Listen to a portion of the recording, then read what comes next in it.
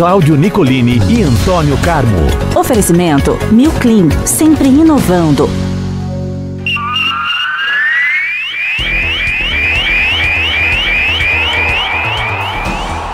É hora de falar de esportes, é o bate-papo com o Antônio Carmo, eclético, mais uma semana, fim de mês, para fechar outubro, Antônio Carmo. Bom dia para você. Não é ainda a Semana da Bandeira, né? Mas estamos aqui de amarelo, homenageando a pátria, que tanto nos honra. Bom dia para você, Cláudio Nicolini, um bom dia a todos os amigos que nos acompanham. Entre eles, o grande Marcelo Palmeirense, esteve ontem lá no Allianz Parque. Todos os dias nos prestigia aqui com a sua audiência. Vamos juntos. Vamos sim, para mais uma semana, Antônio Carmo. E é claro, não poderia começar diferente. Para a gente explicar para o nosso ouvinte, Antônio Carmo, o feito do João Fonseca. João Fonseca sim. Ganhou o torneio da Suíça, é um ATP 500, que isso quer dizer o quê? Vale 500 pontos no ranking.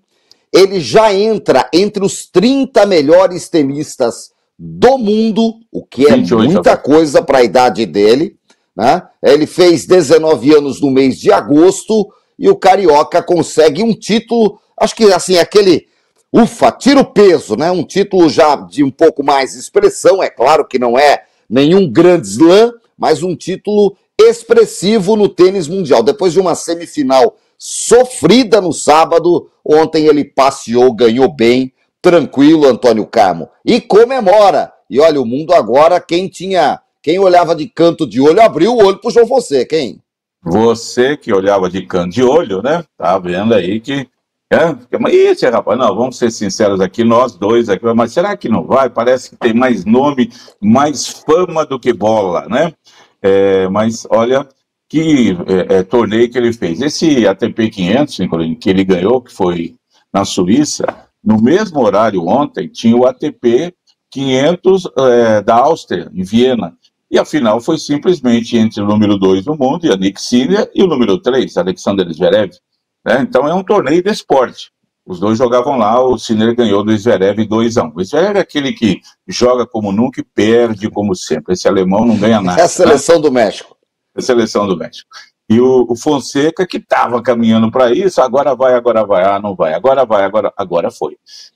Então, ele ganhou de 2 espanhóis, no sábado ele ganhou do Munar, acho que é isso, um espanhol já mais rodado, 30 e poucos anos, mas também era ali número 30 e poucos do mundo, 2-0.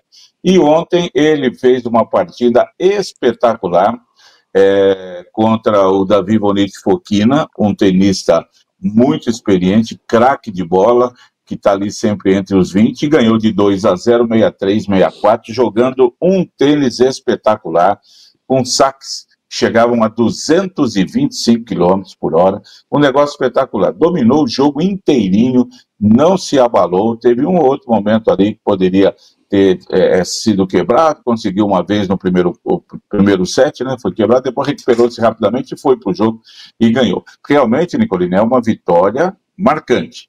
Eu falava até sexta-feira com você aqui, porque será que as lendas do tênis, os grandes nomes, falam tão bem do João Fonseca? Eles falam porque eles conhecem, né? Os caras que já jogaram, né? Os caras que estão aí como Novak Djokovic, Rafael Nadal, eles conhecem, né? Muito mais do que nós. E eles falam que o menino tem futuro, que o menino é bom, que o menino... E aí é questão de acertar. Talvez a idade, eu acho que realmente 19 anos, não é mais um garotinho para o tênis, Nicolini, porque a molecada de 17, 18, 19 anos já está explodindo ali.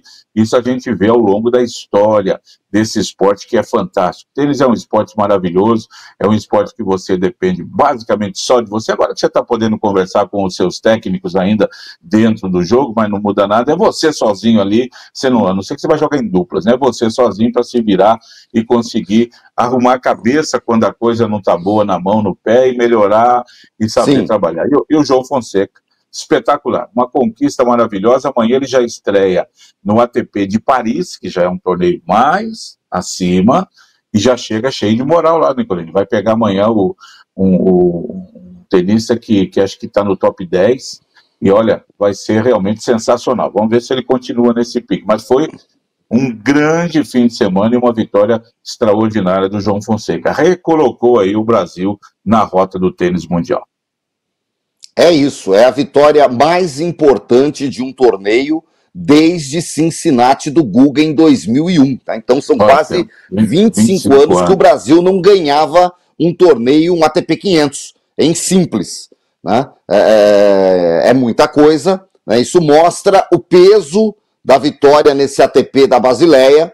É importantíssimo para o João Fonseca continuar. 2026 é para ser o ano dele. Esse é o objetivo, ele virar o ano aí entre os 30 do mundo, e aí, Antônio Carmo, ano que vem, se segura malandro, é a hora de chegar para ir brigar com os peixes grandes. Vamos torcer para que tudo isso se confirme, é uma jovem promessa e que o mundo do tênis está de olho. O Brasil tem muitos tenistas aí, amadores principalmente, muitos clubes, né? O pessoal gosta muito de tênis, é interessante. E isso motiva muito. Ele tem 2 torneios, portanto, amanhã começa a jogar a estreia em Paris, depois tem outro que acho que se não me engano, acho que é na Itália. 2 torneios para jogar esse ano ainda, para ver aí como é que termina a temporada. Tomara termine nesse alto nível aí que ele mostrou ontem. É isso que a gente espera. Festa também, Antônio Carmo, a gente gosta de falar de festa aqui, em Campinas, rapaz. Torcedor da Ponte Preta lotou o Majestoso no sábado, 15 mil pessoas. Estádio da Ponte Preta lembra o estádio do Taubaté, um estádio antigo, é anel todo, meio parecido, não é muito alto, alambrado, bacana demais. O velho Majestoso, o campo da Ponte, lotado, 15 mil pessoas, uma festa, 2-0 em cima do Londrina, com direito a gol do Elvis de pênalti no final, pau comeu, invasão, do jeito que manda o figurino do futebol raiz, viu, Antônio Carmo? Futebol raiz no campo da Ponte Preta, tá certo? Foi no campo da Ponte, 2-0. A redenção desse time da Ponte aí, com salários atrasados, tudo errado, parecia que não ia para lugar nenhum, mas a chegada lá do Marcelo Fernandes mudou a história, o time se arrumou. O Roberto Valentim teve uma participação muito grande também nessa campanha da Ponte, foi ele que começou o campeonato, foi segurando ali, e mesmo sem dinheiro a Ponte foi indo, precisa arrumar agora. Esses heróis ponte-pretanos merecem toda a dedicação aí, obrigação para começar da diretoria Ponte Pretana pagar aí em dia, dar um bom fim do ano para essa rapaziada, um bom prêmio. Eles têm recebido, né? Foram feitas campanhas, teve um torcedor fanático lá que mandou 500 mil reais, toma aí, se vira, divide todo mundo aí, mas está maravilhoso, estou feliz da vida, aproveita. Então a torcida está fazendo esse trabalho também, o que não é obrigação da torcida pagar salário de jogador, né? Sim. Mas Sim, nesse momento que está uma festa muito grande. Você falou do Elvis, né? O Elvis, se botar ele para jogar no Master, ninguém percebe, né? Opa, aquele velhinho, aquele gordinho ali, tá beleza, né? Porque o gordinho, gordinho habilidoso, né? Gordinho bate bem na bola, né? Não, aquele gordinho é bom, hein? Acho que dá para ele bater uma bolinha no profissional ainda, hein? Tá lá jogando na Ponte. Quando ele era magrinho, ele jogava bem. Ele jogava bem. E ajudou. Bom, a Ponte Preta, Nicolini, que eu já citei aqui, tinha na história apenas dois títulos de Série A2, o de 1969 do Cilinho, e recentemente aí 2024, né, o 23 com o Nelsinho Batista, chegou agora à conquista do seu primeiro título nacional, uma Série C, né? Para rivalizar um pouco com o Guarani. Afinal de contas, o Guarani tem uma Série B, uma Série A, e a Ponte quer chegar. Então, a Ponte esse ano conseguiu ser campeão da Série C, não deixou o Guarani subir. O ano que vem os dois estarão juntos no Paulistão, um campeonato mais curto, e depois, diferentemente, vão jogar a Copa do Brasil, porque a Copa do Brasil aumentou para todo mundo jogar, e depois, né, não serão adversários se enfrentando no Brasileirão, porque a Ponte vai para a Série B, volta para a Série B, enquanto que o Guarani permanece na Série C. O Londrina subiu junto também, vai para a Série B. É legal, vamos ver agora aí a sequência, o que a Ponte Preta pode resolver. Centenário, o time, 125 anos de vida, e ontem comemorou seu maior título.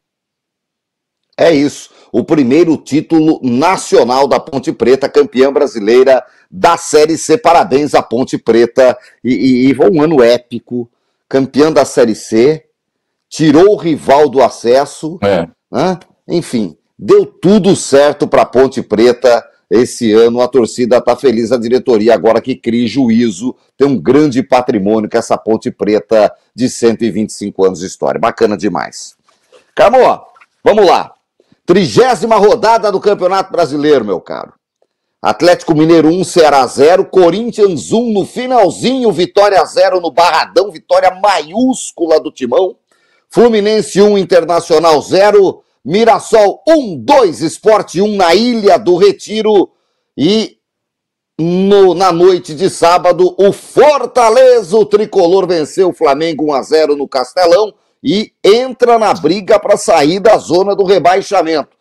Fortaleza era dado como morto, uma vitória contra o Mengão, põe o Fortaleza para brigar com Santos e Vitória na tentativa de ser quem escapa dessa zona da degola. E o São Paulo fez uma boa partida. Ei, Rogério Ceni, hein? Não ganha do São Paulo. 2-0 em cima do Bahia no Morumbi. Vamos começar pelo sábado, Carmo.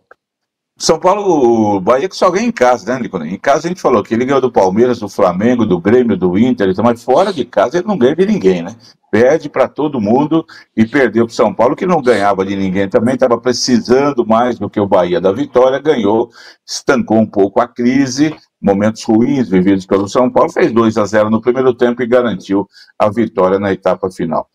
O Corinthians fez para o Santos o que o Santos não fez por ele próprio, né? Se não tivesse vencido o Vitória em casa, perdeu. Aí foi preciso o Corinthians ir lá ganhar do Vitória para dar uma força para o Santos aí. O Santista agradeceu, sem dúvida alguma. Olha, o Vitória, que vinha de vitórias sobre Bahia e Santos, tinha tudo para conseguir mais uma vitória. O Corinthians ficou com um jogador a menos e o Vitória não soube aproveitar esse fator. O Corinthians com goleiro reserva e fez um gol lá com o Charles, que entrou no final do jogo. E o Corinthians conseguiu uma grande vitória, segunda vitória seguida aí do Corinthians, que não corre nenhum risco de rebaixamento, não vai arrumar vaga na Libertadores. Mas na Copa Sul-Americana está configurando o seu espaço. E vai pensar, logicamente, na Copa do Brasil em dezembro, né, depois que acabar o Campeonato Brasileiro. O Atlético dá uma respirada e joga esse Ceará, né? Quarta-feira tem um jogo atrasado, Fluminense-Ceará, no Maracanã. Fluminense ganhando, o Ceará perdendo, claro. Ceará, Nicolino, vai, olha, tome cuidado. Chega nessa reta final, os times começam a tropeçar, ganhou um ponto nos últimos 5, 6 jogos, uma coisa assim, você começa a ver que o time não vai escapar, não. Então o Ceará tem que tomar muito cuidado, assim como o Inter. O Inter vive um momento dramático, né? Perdeu do Fluminense, no Rio um resultado normal, mas nesse momento o Inter precisava somar pontos. E claro que o resultado surpreendente é a vitória do Fortaleza sobre o Flamengo. Flamengo e Palmeiras, né? O Palmeiras do Atlético, que já entraram em campo, mais preocupados com a Libertadores, tem isso, claro. O Flamengo com desfalques, mas é só no Brasil mesmo, raramente nos outros países a gente vê isso, sendo que um time lá de baixo ganha de um time lá de cima. O Flamengo era muito favorito. Bolsa de apostas, de 10 apostas, 9 favoráveis ao Flamengo, e o Fortaleza ganhou, e ganhou merecidamente. Primeiro tempo fez 1-0, teve gol anulado, bola na trave, zagueiro salvando gol em cima da risca, Breno Lopes, ídolo do torcedor palmeirense, fez o gol e ajudou o Fortaleza numa grande vitória. Só é a 4ª derrota do Flamengo no campeonato, perde para um time que hoje é apenas o 18º colocado. É o futebol brasileiro. O Flamengo tropeçou num jogo em que, para campeonato brasileiro, ele deixou 3 pontos irrecuperáveis ali. E jogou mal, hein? Diga-se de passagem. É isso. Deu tudo errado. Deu tudo errado para o Flamengo jogando em Fortaleza, no Ceará. 1-0 para o Fortaleza, realmente foi zebra. Ontem, Engenhão, o cara que bobeou fazendo xixi para assistir o jogo, quando ligou já estava 1-0 para o Botafogo. Gol mais rápido do campeonato. Isso porque a saída de bola foi do Santos. O Santos saiu, perdeu a bola, os caras lançaram e fizeram 1-0. E aí o torcedor do Santos falou assim, nossa senhora, a gente não tem vida, né? Mas aí o Santos empatou, o Botafogo fez 2-1, o Santos fez 2-2 e o Brasão se redimiu da entregada do pênalti contra o Vitória. Fez 3 ou 4 defesas espetaculares e salvou o Santos de mais uma derrota, pontinho que deixa o Santos com respiro em cima do Vitória, 1 ponto a mais, meu querido Antônio Carmo, e um jogo a menos ali na zona da degola. O Grêmio ganhou Juventude 3-1, o Vasco meteu 3-0 no Bragantino em Bragança, e Fernando Seabra pode cair a qualquer momento. Se não fosse SAF, ele já não voltaria pro vestiário, tá? Mas na SAF o negócio é diferente. Não, vamos ver, não vou pedir demissão, parará, vai ter que vir o gringo lá, né, que é tudo em inglês, olhar lá e falar assim, quê? Mas demora, goodbye, meu querido Antônio Carmo, pro Fernando Seabra, que não consegue mais motivar o time do Botafogo, que está num espiral muito ruim nessa reta final do campeonato. E o jogo da noite, Palmeiras e Cruzeiro, 0-0 no Allianz Parque, com tudo que tem direito, expulsão do Cruzeiro, polêmica da arbitragem e tudo mais, Antônio Carlos. E vem a arbitragem de novo, né? Cruzeirenses reclamam que o Gustavo Gomes deveria ter sido expulso no primeiro tempo. Palmeiras reclama de um gol que foi para o Palmeiras mal anulado, expulsão do zagueiro do Cruzeiro me parece inquestionável, já tinha um amarelo ali, acho que desses lances todos aí. Um jogo, quando a arbitragem entra em campo, Nicolini, ela é a principal figura, você esquece do jogo, né? E todo mundo vai reclamar, aí todo mundo quer ter razão e ninguém tem. E o Cássio é que deu uma boa entrevista depois do jogo, dizendo, vamos parar de reclamar, de arbitrar, vamos fazer um trabalho para melhorar, que desse jeito não dá. A gente não consegue mais jogar, a gente só reclama de arbitragem. Então ele tem razão. Então tem que ver aí a situação de arbitragem no Brasil. Eu já sugeri aqui, vamos fazer jogo sem árbitro no Brasil, tá certo? Vamos fazer só com o apito lá das cabines, tudo já feito na base da tecnologia. Não põe VAR, não põe nada não. Deixa tudo marcado aí, pela tecnologia, não deixa o árbitro atrapalhar o jogo, porque os árbitros, em grande parte do campeonato, estão atrapalhando o campeonato. Falando de resultado, o resultado não foi ruim para o Palmeiras, que mantém a liderança e agora um jogo já mais jogado, ele e o Flamengo, portanto cada um tem 9 jogos a cumprir e tem uma vitória a mais e um ponto a mais, e jogo contra o Cruzeiro. E aí muita gente fala, o Palmeiras não ganha dos times do G6, mas o campeonato é só contra o G6? Não é. Então o Oswaldo Brandão dizia o seguinte, lá pelos anos 70, campeão pelo São Paulo, pontos corridos pelo Palmeiras. Ele falava assim, eu não me preocupo com os clássicos. O clássico eu ganho um, perco o outro ganha um e perde outro. O campeonato se ganha no interior. Eu não posso perder da Ferroviária em Araraquara, do 15 em Piracicaba, do São Bento em Sorocaba, do América em Rio Preto. Aí eu não posso perder. Se eu perder lá, eu perco o campeonato. É o caso que acontece. Se você perde igual o Flamengo, perdeu o ponto para o Fortaleza. No G6 ali, com os principais, ele tá bom. Mas aí você perde ponto para o Fortaleza, perde ponto para o Vitória, perde ponto para o Juventude, acabou. Aí você não recupera mais, né? Então o campeonato não é só, o campeonato é de 38 jogos, são 2 jogos contra cada um dos 19 adversários. Então eu vejo assim, não tem que se preocupar com isso. O ponto ontem contra o Cruzeiro foi bom, em casa, era melhor se tivesse vencido, claro. Mas o Cruzeiro, se ganhasse, Nicolini, entrava na briga de novo pelo título. Ele ficaria apenas 2 pontos atrás dos líderes, em que pese o Cruzeiro ter um jogo a mais. Mas é claro, a cabeça do Palmeiras está na quinta-feira. O resultado de ontem foi razoável, normal, mas o futebol não foi bom. E se jogar essa bola que jogou ontem, não ganha quinta-feira. Mas vai ser uma outra história. E aí, Nicolini, acho que a gente entra naquilo que, para mim, hoje, os 2 melhores times do campeonato hoje, Nicolini, para mim, são Mirassol e Vasco da Gama. Mirassol ganhou do Sport, normal, fez a parte Nenhum vai ser campeão. Nenhum vai ser campeão. Mas o Vasco, né, do Dr. Luiz Augusto de Carvalho, grande baiano, que já mandou, Libertadores é uma realidade. E o Vasco, que nos últimos 6 jogos ganhou 5, ganhou os 4 últimos, para mim até está melhor do que o Mirassol, está jogando um futebol mais bonito, faz 4 jogos, não toma gols, 3 jogos não toma gols, ganha bem, né? O Vasco, que estava ali na zona de rebaixamento, agora é o 8º colocado, Nicolini, com 42 pontos. Tem um jogo a mais do que o Fluminense, que se ganhar do Ceará no meio de semana, pulou para 47, alcança o Botafogo. Mas dá para o Vasco, com 5 pontos atrás, pensar no G6, isso é inquestionável.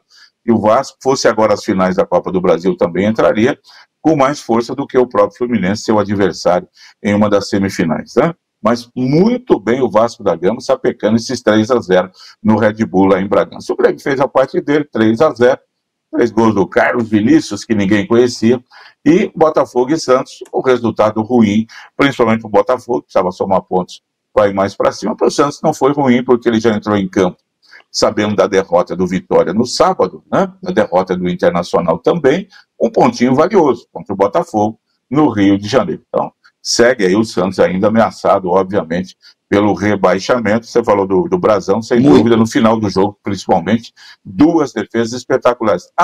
Sábado tem Santos e quem? Santos e Fortaleza, na Vila Belmiro. Olha aí de novo. Olha aí. Essa semana eu falava...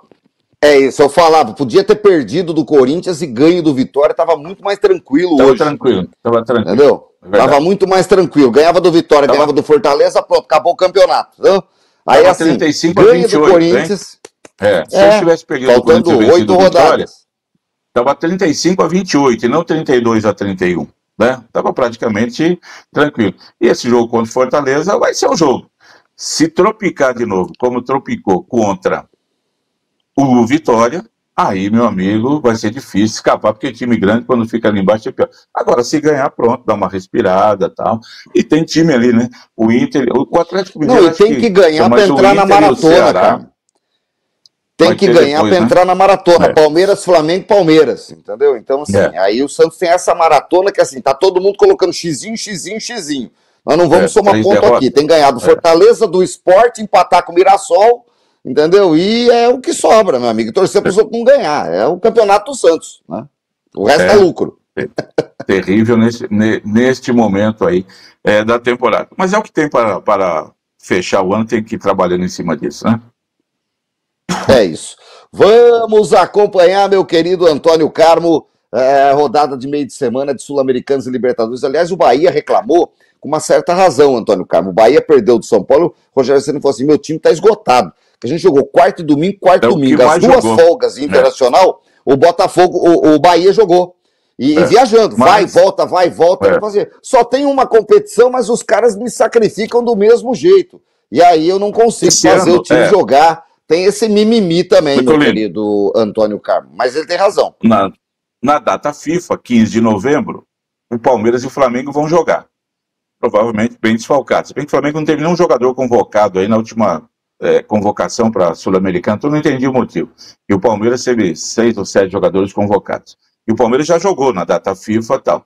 E o Palmeiras vai pegar o Santos. E o Flamengo pega o Sport Recife na data FIFA, né? E o Palmeiras vai pegar o Santos e a Vila Belmiro. Então, o Palmeiras vai jogar com um time bem remendado nesse dia, porque vai estar com vários jogadores convocados aí para amistosos, né? Tem muito sul-americano, como eu costumo reclamar aqui, jogando aí nos times do Brasil.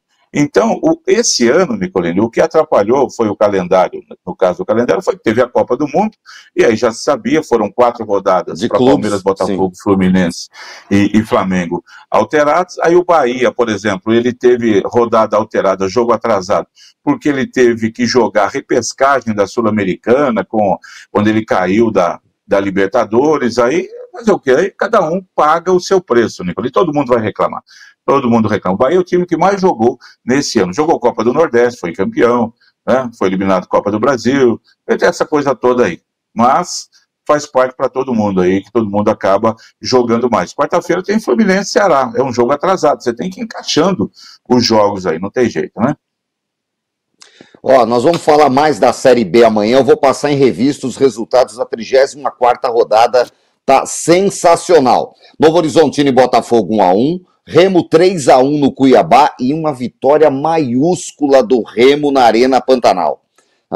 Sensacional vitória para subir, foi sexta-noite. No sábado, o América ganhou do Atlético 2-0. O Coritiba conseguiu na conta do chá 1-0 sobre o Volta Redonda, tá mais líder do que nunca. O Avaí ganhou do Paysandu 2-1 na Curuzu. Goiás derrubou o Criciúma e volta para o G4, uma vitória espetacular, 2-1 no Heriberto Rios em Santa Catarina. O CRB ganhou, tá na briga 2-1. O Vila Nova empatou com a Ferroviária 2-2. E hoje, vida ou morte para Chapecoense, que pega o Operário, e para o Atlético Paranaense, que recebe o Amazonas, Antônio Carmo.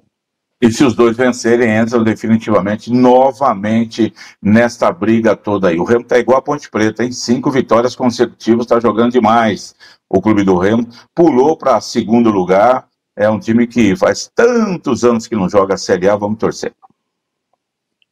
É isso, amanhã a gente traz mais detalhes, inclusive fechando a rodada. Fórmula 1, Lando Norris, hein? Lando Norris, não achava, não dava nada, achou que estava fora, é o Piastri. Apesar de eu achar o Piastri mais piloto do que o Norris, mais frio, eu acho o Norris mais trapalhão, mas o Norris venceu bem ontem no México, viu o Piastri ficar só em 5º e assumiu a ponta do campeonato, 1 ponto à frente do Piastri. O Lando Norris está voando, o Max Verstappen é o 3º, chegou em 3º ontem e está ali botando calor no cangote das McLarens, Antônio Carmo.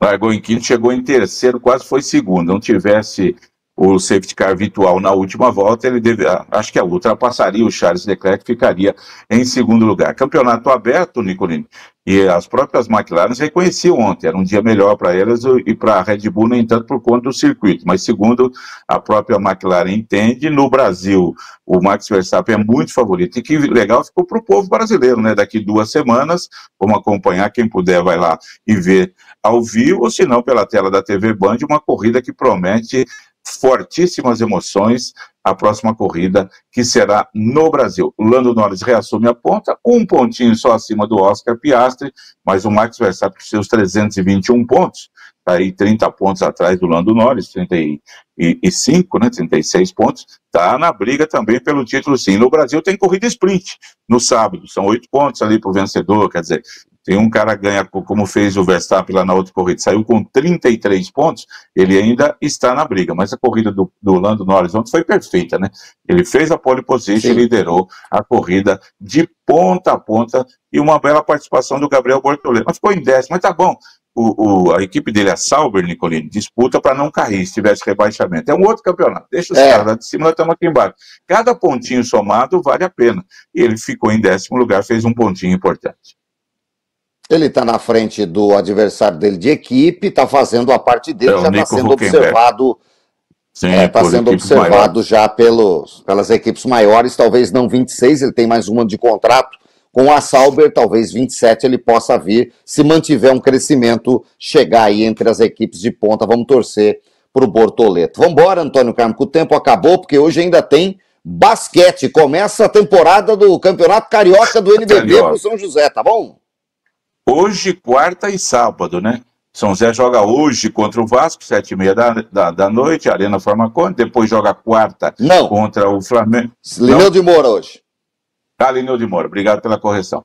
Hoje contra o Vasco, quarta-feira já nem sei o lugar, então só vamos falar o adversário, o Flamengo, e mais para o fim de semana o Botafogo, como você disse. Só não vem o Fluminense, que ele não está disputando o campeonato, o NBB de basquete. Nem o Canto do Rio, muito menos o Madureira. Então, São José fará esse mini campeonato carioca aí nesta semana, 3 jogos em casa contra os 3 cariocas que jogam a competição. Vamos ficar de olho e vamos contando tudo aqui. Excelente semana que só está começando, Antônio Carmo. Grande abraço. Muito obrigado, Cláudio Nicolini, para você, aos amigos todos que nos honram com a audiência aqui no Bate-Papo Esportivo. Uma ótima semana, hein, gente? Até mais. Saia do impedimento.